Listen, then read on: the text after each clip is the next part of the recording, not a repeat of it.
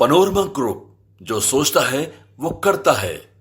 नमस्कार, news for nation देख रहे हैं आप। मैं हूं रश्मि श्रीवास्तव आपके साथ। बिहार में महागठबंधन की अगली चौथी बैठक 12 जून को होनी है, लेकिन इस बैठक से पहले ही पार्टी नेताओं की तरफ से मांग की जा रही है और मांग है सीट को लेकर। देखिए, महागठबंधन में अभी तक सीट बंटवारा नहीं हुआ है, लेकिन इसके बावजूद चाहे वो मुकेश सहनी की पार्टी हो या फिर हम माले की बात करें, सीट की दावेदारी अभी से ही शुरू हो गई है। एक तरफ कांग्रेस पार्टी है जिसकी सीट को कम करने की बात कही जा रही है, यानी कि अब कांग्रेस पार्टी 70 नहीं बल्कि 50 सीटों पर ही चुनाव लड़ेगी। और ऐसे में अब तेजस्वी यादव की मुश्किलें बढ़ने वाली है, क्योंकि भले ही तेजस्वी यादव एकजुटता की बात कह रहे हो, महागठबंधन के साथ चुनाव लड़ने का दावा कर रहे हो, लेकिन इस बीच सीट को लेकर आपसी तालमेल नहीं बैठ पा रहा है।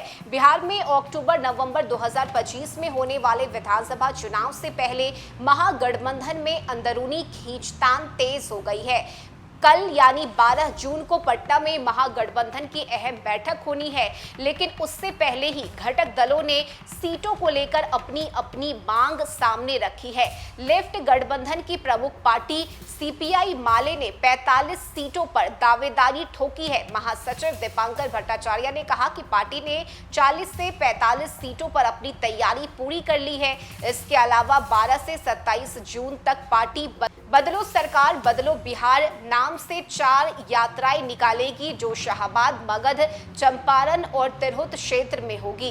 इसके अलावा विकासशील इंसान पार्टी के प्रमुख मुकेश सहनी ने समस्तीपुर में साफ कहा है कि उनकी पार्टी ने मार्च में ही तय कर लिया था कि वे 60 सीटों पर चुनाव लड़ेगी।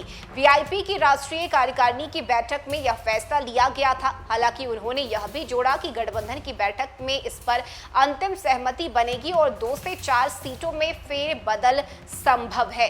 कांग्रेस इस बार खुद को पहले से ज्यादा मजबूत बताकर 70 से अधिक सीटों पर दावा कर रही है। पार्टी का कहना है कि वे राज्य में एक निर्णायक भूमिका निभाने को तैयार है और इससे सीट बंटवारे को लेकर तेजस्वी यादव पर दबाव और बढ़ गया है। 2020 में महागठबंधन ने वीआईपी को छोड़कर चुनाव लड़ा था, जिसमें आरजेडी ने 144, कांग्रेस ने 70, सीपीआई माले ने 19, सीपीआई ने 6 और सीपीएम ने 4 सीटों पर उम्मीदवार उतारे थे। हालांकि महागठबंधन को केवल 110 सीटों पर जीत मिली और वह सत्ता से बाहर रह गई। आरजेडी ने 75, कांग्रेस ने 19 और माले ने 12 सीटें जीती थी। महागठबंधन की सभी पार्टियां इस बार ज्यादा सीटें चाहती है। वीआईपी और लेफ्ट पार्टियां जहां अपनी ताकत बढ़ाने पर जोर दे रही है, वहीं कांग्रेस भी खुद को बड़े खिलाड़ी के रूप में पेश कर रही है।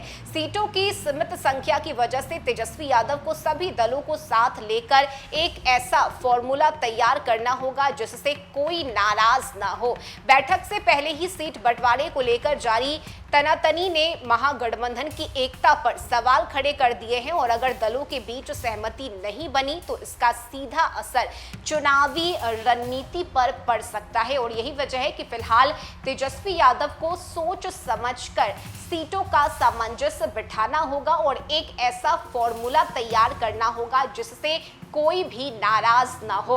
फिलहाल देखिए, कांग्रेस की अगर हम बात करें तो कांग्रेस बिग बी की भूमिका में आना चाहती है और यही वजह है कि 70 से ज्यादा सीट पर चुनाव लड़ने की बात कांग्रेस पार्टी की तरफ से कही जा रही है। वहीं मुकेश सहनी भी 60 सीट पर अपने उम्मीदवार को उतारना चाहते हैं, सीपीआई 45 सीट पर। ऐसे में अब देखना बड़ा ही महत्वपूर्ण होगा कि तेजस्वी यादव सीटों का बंटवारा कैसे करते हैं। फिलहाल कल का दिन बेहद अहम होने वाला है। महागठबंधन की बैठक तेजस्वी यादव के सरकारी आवास पर बुलाई गई है और इस बैठक में तमाम घटक दल के चेहरे शामिल होंगे। एकजुटता का संदेश देने की कोशिश की जाएगी, लेकिन फिलहाल देखिए, सीट बंटवारे को लेकर अभी तक आपसी सहमति नहीं बन पाई है और ना ही महागठबंधन का मुख्यमंत्री कौन होगा, इस बात पर फैसला लिया गया है। ऐसे में कल की बैठक पर सभी की निगाहें टिकी हुई है कि कल की बैठक के बाद क्या कुछ घोषणा महागठबंधन की तरफ से की जाती है। इस खबर में अभी के लिए बस इतना ही। न्यूज़ फॉर नेशन पर खबरों का सिलसिला जारी रहेगा।